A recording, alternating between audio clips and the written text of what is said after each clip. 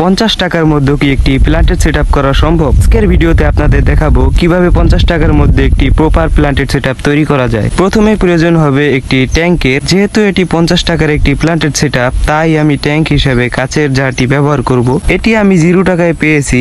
এটি মূলত একটি আচারের বয়াম, যার কারণে এটি আমার কিনতে হয়নি। দ্বিতীয়তে আমাদের প্রয়োজন হবে বালি। আমি বালি হিসাবে এই লাল বালিগুলো ব্যবহার করব। এটিতে আমার কোনো টাকা খরচ হয়নি, কারণ এগুলো আমি কনস্ট্রাকশন সাইট থেকে এনেছি। তারপর আমি রক্স হিসাবে এই পাথরগুলো ব্যবহার করব। এগুলো আমি একইভাবে কনস্ট্রাকশন সাইট থেকে এনে, তাই আমাদের এসবে কোনো প্রকার টাকাই খরচ হয়নি।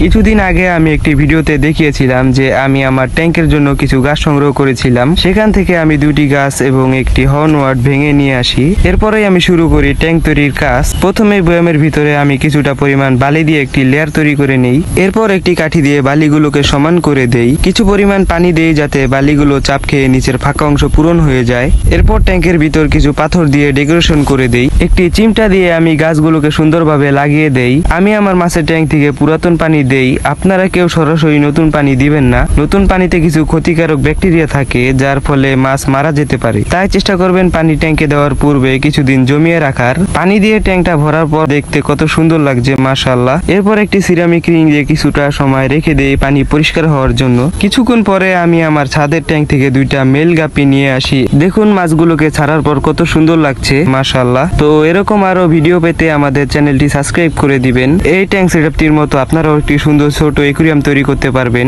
যা আপনার ঘরের সৌন্দর্য বৃদ্ধি করবে। এই অ্যাকুয়ারিয়ামটি কেমন হয়েছে তা কমেন্ট করে জানাবেন।